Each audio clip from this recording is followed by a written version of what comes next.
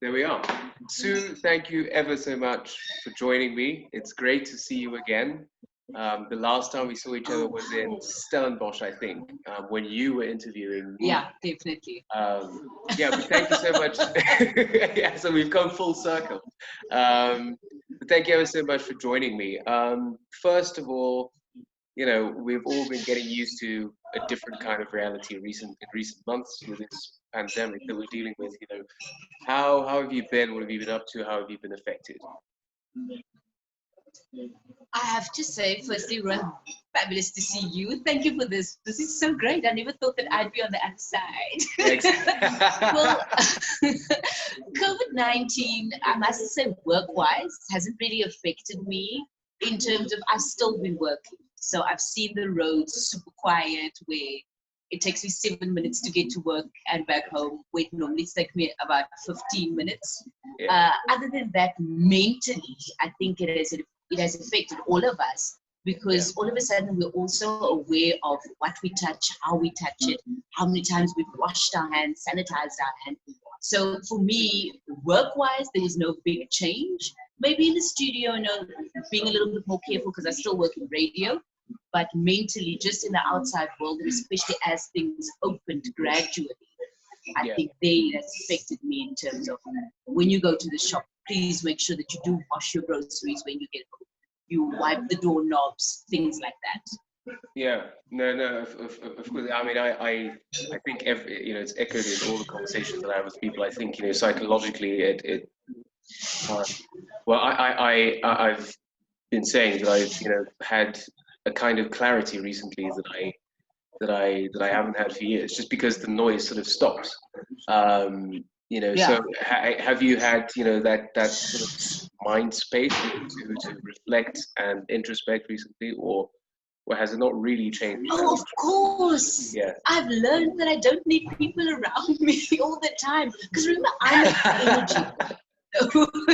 So I have to get rid of all the energy that's cooped up inside of me. And with me having to go to work, kind of getting rid of it on air and then going back home, I've literally realized that my dog and I, we really are fine on our own. We don't need people's company.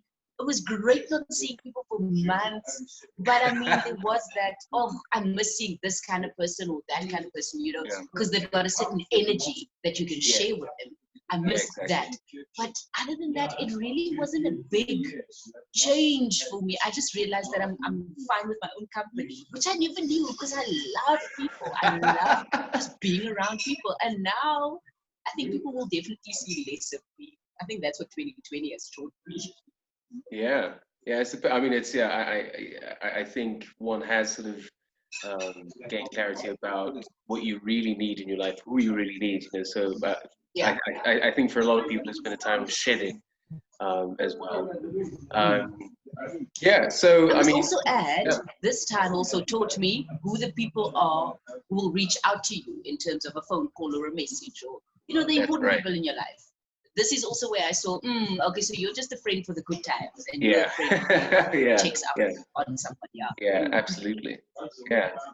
So you're now, I mean, as we alluded to, the last time we saw each other was in Stellenbosch. You were still based in Cape Town then, or where were you living at the time? Because you're in Joburg now. You moved to Joburg was that to start work at Atmosphere? I am such a city girl right now. It's not even funny. You'll constantly see me in high heels. As I'm sitting here, I am wearing high heels. Because I did the work at Atmosphere while I still stayed in Cape Town, I got a call from my station manager asking, do you want to come and do the lunchtime show, but you'll need to move to Joburg? And I was like, yes, of course. I mean, I've always wanted to move to Joburg. I've just never had a solid reason to make a big move. Because moving to Joburg, especially if you're coming from a small town like George, it's quite daunting. You don't know what to expect, especially also because none of my family members have ever made a big move in terms of moving out of George. So I'm the only one who has really spread my wings and literally flew on a plane. No, I drove to Joburg. Anyway, so that was for Aries here, but specifically for the lunchtime show. And also because at the time I was 25, because it was in 2015 that happened. I was 24, actually turning 25. Right. And at that time, I was still the youngest at the station. So to me, it was like a double, like, what? Yeah, it was exactly. Because I've never heard someone so young in a primetime slot on a national radio station. Amazing. So for me, it was just the biggest honor. And how could I let that opportunity just slip away? And how do you like the city? Have you adapted well? It must be different from even Cape Town, let alone George. So how did you like it? Because it must be very different culturally, different kind of. It is. You know what, Ron? The thing I've learned about the two different cities is Cape Town is very much a bubble, and also it's a working holiday. In Cape Town, when people say, Ruan, I'll meet you for coffee, that'll only happen in about 3 months. I'm pushing it. Here in Joburg, when we say we're going to go for coffee, it's literally going to be within the next 2 days. Make no mistake. And I stayed in Melville. I don't know how familiar you are with Joburg. Yeah, I know. When I moved to Melville. Yeah, so it's always a buzz, not exactly, right now with COVID, but it's always a buzz. And there I saw people are in Joburg out here to make money, right? Yeah. It's like meetings are, how can we make money? Oh, you can't help me? Right. Next, it's really fast paced. Yeah. Where in Cape Town, everything is so slow and people are really, oh, and also in Cape Town, it's a clicky thing, man. In Cape Town, it's really a clicky thing. Like, this is how people, and you stick to them. It's like sticking to the devil, Whereas in Joburg, someone, where I'm sitting right now, someone will literally come and sit at my table and be like, hey, you look interesting. What do you do for a living? People are just more open, more friendly, and willing to engage with whoever and whatever, no matter what race, no matter what age. So that is what I love about Joburg. There's always a vibe, and things are always moving, which motivates me at the same time. Yeah, exactly. The other things, now that I'm a city girl and a Joburg, I at least know my Joburg North from my Joburg South. So once you know that, you can say you're a Joburg. Yeah, exactly. Nice. Yeah, I mean, you mentioned that you're from George. So growing up, was TV and radio always the dream? Was that the plan always? Or did you have other plans? I was supposed to be a doctor, also a frontline worker. No, I was supposed to go into medicine. The opposite. Yeah. Yes, and I clearly would have ended up in the wrong theatre because I studied drama at the end of the day in Stellenbosch at the university. So there's definitely some theatre. I just didn't know which one. Yeah. But growing up in George was fabulous because back then, which is in the 90s, it was still small town vibes, man. There wasn't a mall yet, just shopping centers. There was no skate park or a cinema. It only came when I was in high school. So I know my days being spent in the road on my bicycle, my rollerblades on, with the dogs running next to me, being on the street corners with the boys, because I was such a tomboy. So those are the memories that will always stay dear to me. When it comes to my hometown.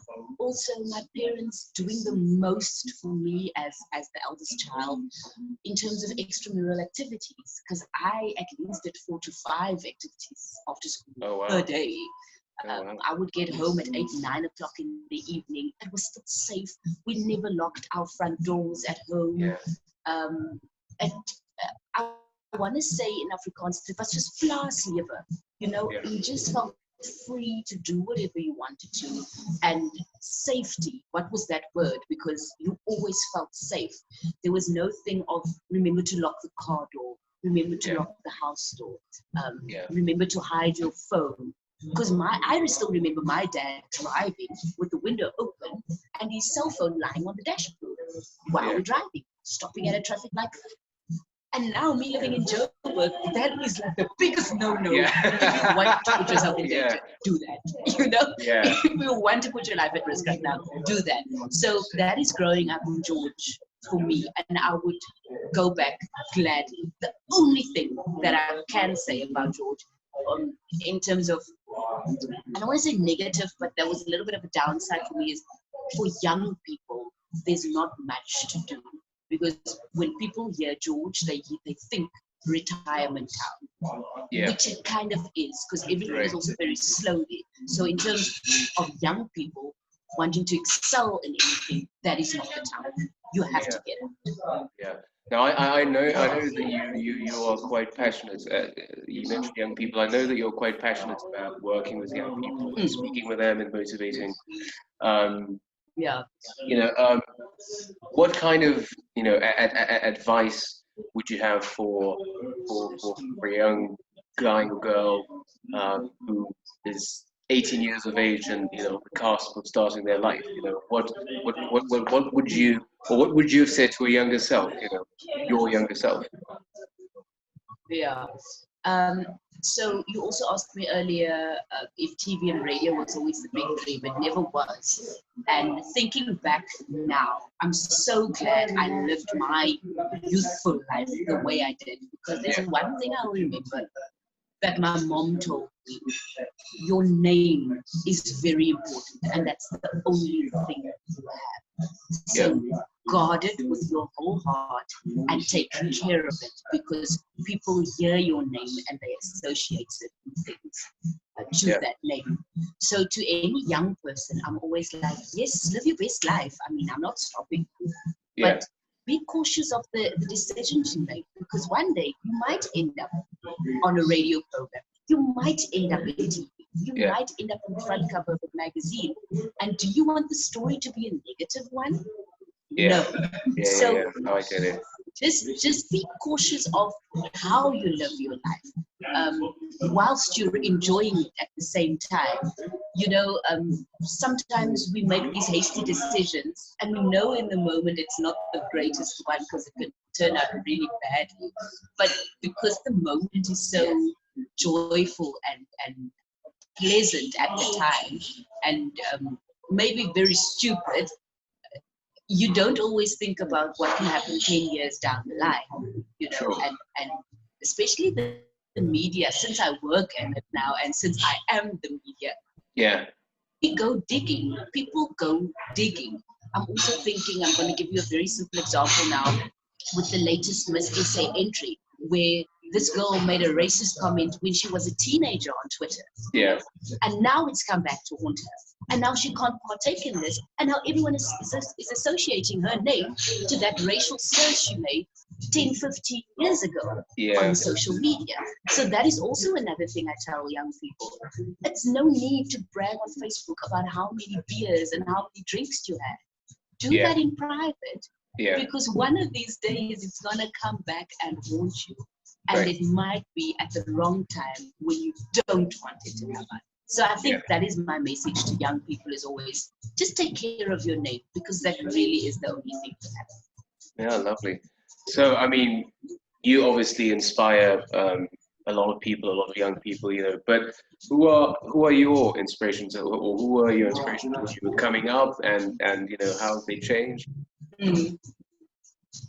Oh, it's definitely changed a lot. I mean, as a young person, I still remember at school I did public speaking, and I would always quote Nelson Mandela, use a lot of his quotes, because I'm a 90s baby. I've experienced the change, but the freedom change, if you understand what I mean, where colored people are now allowed to do things, the things my parents couldn't do, So that is what I mean by the change. So Nelson Mandela was very pivotal for me in my younger days, and in terms of the kind of speeches I made. And then later on, growing up and realizing that I'm such a drama queen, whilst I'm studying drama at the university, Marilyn Monroe became she is an icon, but she became quite a big, I want to say, person in my life, because she's my housemate. If you haven't seen my housemate, I've got Marilyn everywhere. I've got a Marilyn cup, I've got Marilyn bedding, I've got Marilyn clocks, I've got name a thing and I've got it. I don't even smoke, but I've even got a Marilyn ashtray, you know? So she's my housemate, and I've got a lot of Marilyn books. So I've read everything, every angle that you can get from her, because people always see her as a sex symbol. I see her as a woman who had a dream and made that dream a reality, because all she wanted to be was an actress. She didn't want to be famous, she wanted to be an actress, you know? And she says, if I am famous, it's because people made me famous. So she's definitely a big inspiration for me when it comes to style, when it comes to how you present yourself, when it comes to certain things you say, because people always thought she was the dumb blonde, which she wasn't. She was actually very, very clever. Also, she loved reading. So I take a lot from her. So she's definitely another inspiration of mine. And then currently, right now in South Africa, I think all the young, and I'm going to say it like this, all the young colored actors playing in our local soapies right now is an inspiration for me, because I never thought that I'd see people younger than me reaching these big heights at the age that they are, and I'm talking about 25 and younger. You know, I think that is because we always just saw, I don't know about you, but I always just saw older people of my color on TV. Exactly.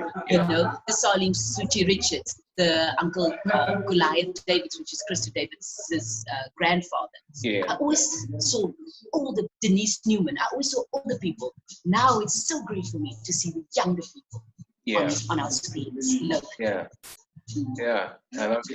mean, I you know, being in classical music myself and it being quite a European thing, you know, you know, I'm one of the very few people in the industry, and you know, coming up, you know, I remember always, you know, when I did see a person of color, the impact that it had. You to see that, and the sort of the possibilities that it sort of opens up in your mind, you know. So I definitely, I mean, I don't think people always comprehend what it means when you say you see someone of your own color on screen.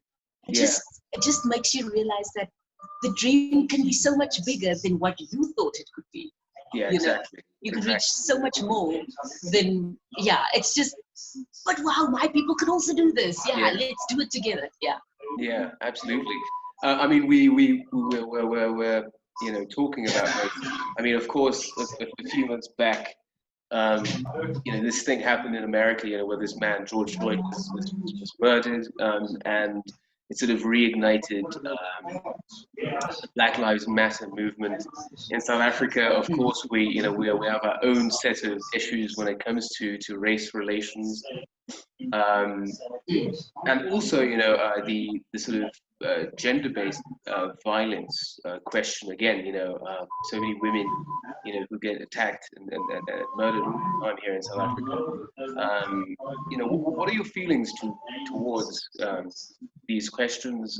What kind of responsibility do you feel, and do you think we all have to try and change this? What do you think we can do in our daily lives, you know, to encourage the change?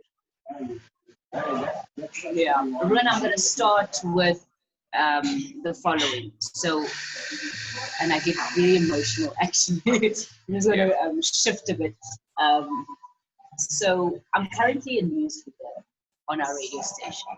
And for me to read about this every single day, it's not a nice feeling, because why is it such a big thing in the news? You know, I believe there are other issues that I need to read about, and not 3 to 4 stories about gender-based violence or a Black Lives Matter kind of story. I'm going to share this with you. Tsena, she was a young girl whose body was found in a pipe, in a drainage pipe in Worcester. I cried that day after I read my bulletin. I read these stories every day, right? I read them every day. So to me, I must just be blank-faced, just give the information. But this story touched me so much. I cried that day. And then I found out I'm not the only one in media, as a news anchor, as a news reader, who was touched by that story. And we're not supposed to have feelings when it comes to these things. But why did that specific story touch everyone in a newsroom so much? I had my own story of being sexually harassed at work, at a different workplace, not the radio station. I must just clarify that. About 2 years ago. And it was difficult for me even to come out and tell my story, because the twist in my story is I was sexually harassed by another woman. Wow. Something you don't hear quite often. Because when I say sexual harassment at work, you immediately think, oh, it's a man. It's a man, yeah. But we don't always think that it can be the same sex, female on female. I've never heard of a story like that. And there I am talking to the media about my own story, and people saying, but how is that possible? How can that happen? Where is the line? And this was the thing that I spoke about in my story. It was in a magazine. I said, where is the line? And I said, the line is with how you feel about certain things. That's why I highlighted the Tsena story, because I felt something, and that is why I cried, and that is why I got emotional. If you feel that something's not right, then it's not right.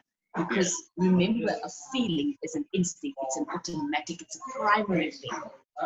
And you can't help how you feel. You can still think about what you want to think, but your feelings are it's an immediate thing, So you can't help how you feel about certain things. And if certain things don't feel right, then it isn't right. So for instance, with my story, I'm a very friendly person. But if someone is over friendly and complimenting you too much and it feels wrong, then it is wrong. But if someone gives you a genuine compliment, then the feeling won't be wrong, won't it? The feeling won't be wrong.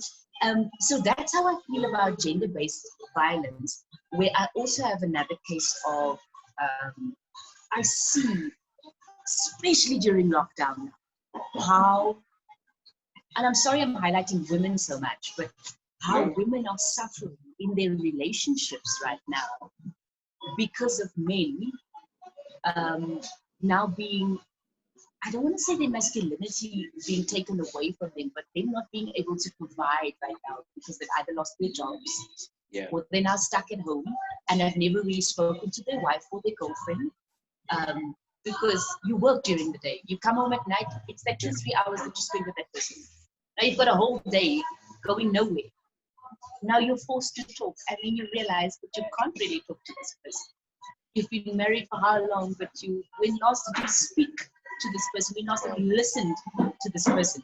So I've experienced this now. I've seen it, where people reach out and they say, I don't know what to do. It feels like I'm just in this box and I can't breathe. It literally feels like I'm about to die.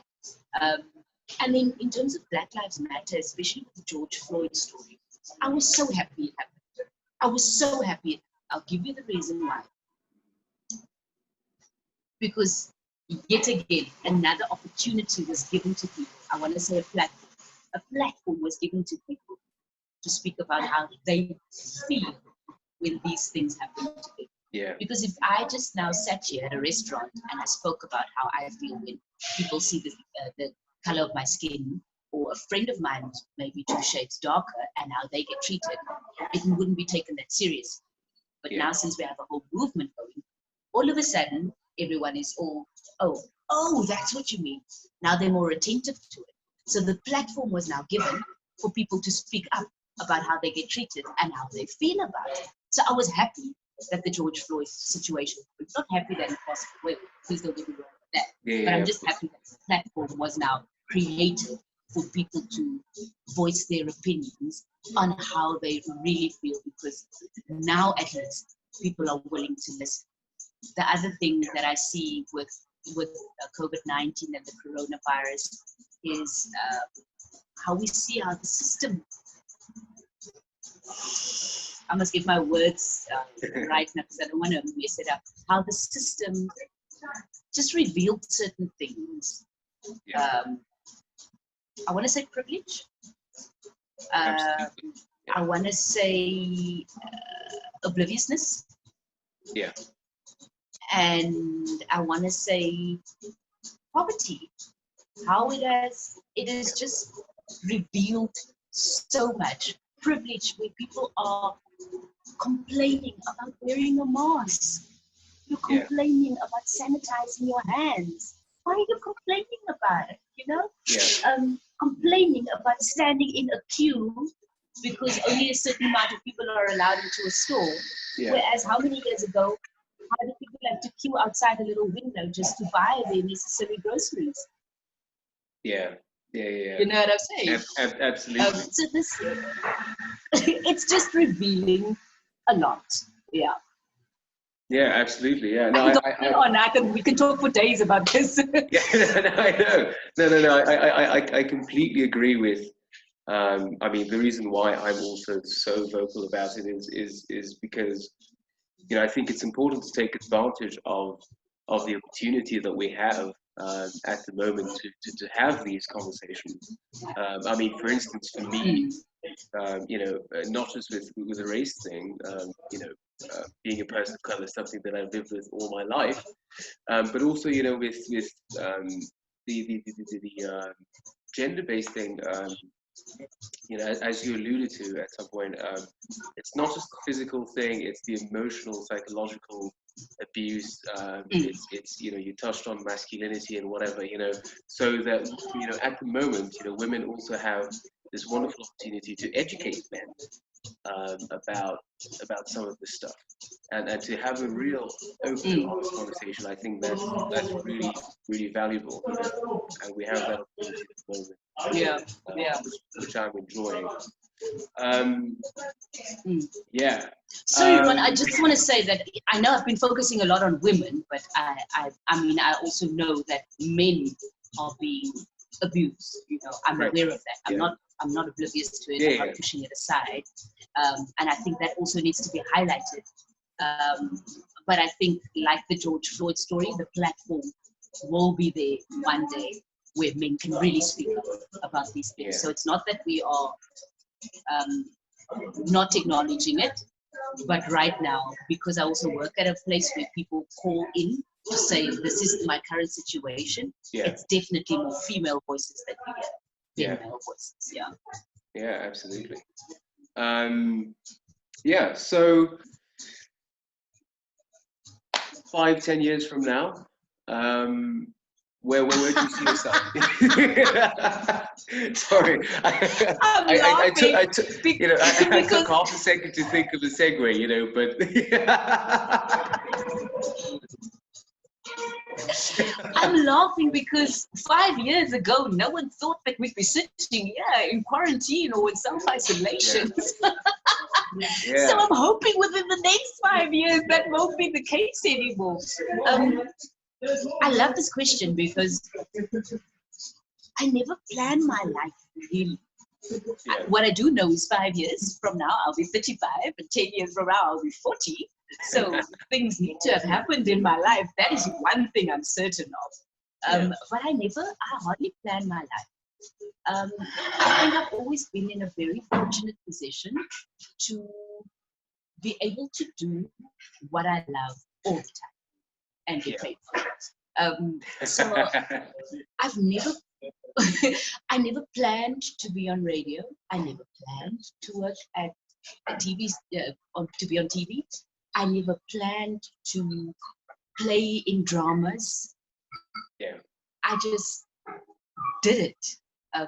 It wasn't part of a plan whatsoever. So I'm that in the spur of the moment kind of go. So whenever something feels right and the moment is there, I jump for it and I go all out. I never do things half-heartedly. So I don't know, maybe this interview might, you know, within the next 5 years, they'd be like, oh, Sue and Ruan, they're great. Let's give them a show. So I really cannot tell you. what will happen in 5 years? I didn't even know. I didn't even know 5, 6 years later, Ruan would be interviewing me after I interviewed him for a TV show, you know? Yeah. So I've given up on the planning thing. Yeah. I don't want to say given up, but I don't plan things anymore. What I do is I write things down and I put it out into the universe. Yeah. And it'll happen at the right time. Yeah. Because I believe time, since I work at a radio station, I know how long it takes to make a cup of coffee. Time is everything. And that's the only thing you have that you mustn't waste. So time will always be there for me to do whatever I want to do. That's why I always say, people say, oh, but life is so short, you need to do everything that you want. And then I'm like, no, you have enough time to do everything that you need to do. Yeah. So I can't tell you where I'll be in 5 years' time. I can't tell you where I'll be in 10 years' time.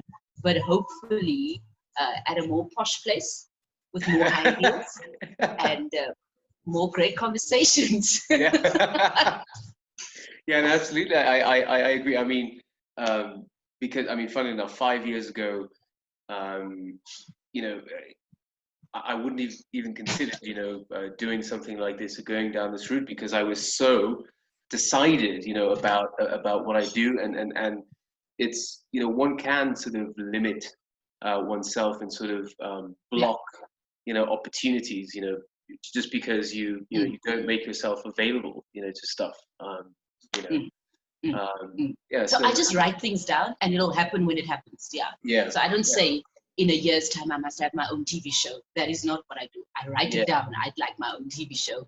Absolutely. If it happens in 3 years' time, it happens in 3 years' time. If it happens in 10 years' time, maybe then that's the right timing for me. Yeah, lovely. Look, Sue, we can talk for hours. I've had. Don't tell me this is the end. What more would you want to talk about? What else, you know, should we talk about? I want to talk about you. I want to talk about you. No, this is me interviewing you. Yeah, well, maybe we should set up something where I can answer questions for you. Yeah, you know, but I really want to talk about you. But a quick question to you, Ruan. If you could choose, since you've now had the privilege to, you know, travel a lot, what makes South Africa stand out for you, and why are you proud to say that you are from South Africa? Well, in a funny way, you know, the very thing that that seems to you know, plague, you know, so much of the country's identity is, for me, actually, you know, the thing that makes it so beautiful, and that is the diversity in culture, that, you know, every, you know, music, language, food, you know, all of this time. And, you know, I remember, you know, going out into the world, you know, at the tender age of 14, 15 years old, and I would constantly, you know, hear people's admiration, you know, for South Africa's identity, and I think it's so easy to get down about stuff, you know, to get down, and you know, and to realize that actually anywhere you go in the world, you know, people face issues. There are issues everywhere, you know, but that there is actually a lot of beauty in differences, if you see what I mean, and it's always an opportunity to learn, to engage, rather than for it to be something that separates us, if you see what I mean. Yeah. I strongly believe that people should just expand their horizons. It's so important, because then you just see that there's more to what you know. I really, and this is why I love working with young people. I just want to make them aware of there's more to just the 4 roads, you know, and your neighbors, and the little pub down the road, you know. There is really so much more. And in terms of my industry, well, I know you're into music. Luckily, I also get some music, so at least know a little bit of that. But in terms of my industry, people always think that you need to be in front of the camera, you need to be the name of the show, or you need to be the voice on radio, you know? And then I'm like, but you do realize that without the behind the scenes people, I am nothing. And the behind the scenes just grants you so much more opportunities, because right now I can only be the presenter, you know, but you can be the producer, making so much more money than the presenter, by the way. You can be the script writer. People don't think like that. You can be the script writer. You can be the director. You can be the sound person. You can be the lighting person. There's so much more than just being the presenter or the face of the show. And when I do go to young people at schools and I talk to them and I ask them who wants to be famous, everyone's hands go up. Yeah. Because everyone wants to be famous. And then I follow that up with a question of, so do you want to sit at the doctor's surgery and have people take pictures of you and ask you how you're doing and ask for your signature while you are sick? And then they rethink that. And then I always remind them, fame does not pay your rent, pay your bond, pay your car, put food on the table. It doesn't do that. And fame takes away your freedom completely, because you always have to be someone else. An expectation that people have of you, and you always have to transform into that person if you step out of your house. So you never really are your true self. Hence the reason why people always ask me, radio or TV, which one do you prefer? When are we seeing you on TV again? I love radio because there's a certain anonymity. Anonymity meaning I can still walk in the streets, and if I don't open my mouth, you won't necessarily know who I am.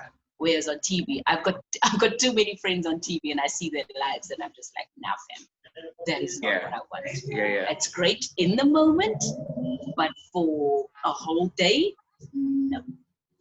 It's that's not for me. No. No, I mean, it's absolutely. I mean, I think there is, there is this almost obsession these days, to be famous, especially with social media. Anybody, with a smartphone these days, calls himself an influencer or whatever, But, what is your contribution actually, and to also, as you mentioned, to stay true to yourself, and to do it for the right reason, in a way. Because nowadays everyone wears masks, literally and figuratively. Everyone wears masks. Absolutely. And if I can leave you with the last word before you greet me, I always ask myself every day when I wake up, I'm like, Sue, what do you want to be remembered for one day? Because today you can make a difference. Because you never know when it's your last day. So if you're doing something today, is this what you're going to be remembered for? So Ruan, I'm asking you, you don't have to answer me, you can keep that answer to yourself. What do you want to be remembered for one day? Yeah, I mean, in a way, my last question is in a way the same kind of question. There's this wonderful quote by Horace Mann. It says, be ashamed to die until you scored a victory for the humankind. What is your victory? What is that thing that you want to have achieved, or you want to be remembered for? If you make your way. One day. I think I have the privilege of saying that at least I know many people can say I was part of their life and I influenced them in some way. Maybe not always positively, but I influenced them, whether it be me reading the news, because people listen to the news every day. So I'm part of their lives. They'll either say, oh, in the news today, that was said, or they will say, Sue read today and said this, that, and the other. So that's where my name will come in. Or someone saw me on TV. I did something that made them either think or made them laugh. So I know, and I can say I have the privilege of saying this, that a lot of people can say that I was part of their life in whichever way in terms of media, Yeah. whether it be radio, TV, or any of the other things that I do. So yeah, and I know that is what I will be doing for one. Yeah. I used to listen to Sue. Or, Sue interviewed me on Yeah, CakeNet. Yeah. Exactly. Yeah. Gosh, Sue, it's been really lovely. It's really been a lot of fun. We'll definitely do this again in some way or form. Thank you. But thank you so much for giving up a bit of your time. And it was great seeing and chatting again. Yes, please, and thank you. Yeah. Thank you ever so much for your time, Sue. Thanks, Ruan. Cheers. Thank Ciao. you. And take care of yourself. Stay healthy. You too.